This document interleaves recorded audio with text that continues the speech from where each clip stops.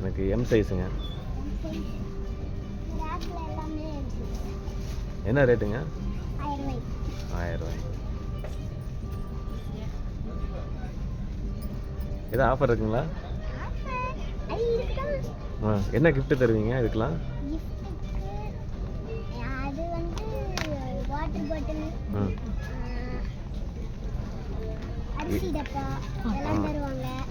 அவ்வளோதாங்களா? Rate எதாவது கம்மி பண்ணுவாங்களா? கிடையாதா? அப்போ நான் வேற கடையை பார்த்துக்கிறேங்க. அது எம் சைஸ் தான் சொன்னேன் இல்லைங்க. 100 ரூபாய்க்கு தரீங்களா?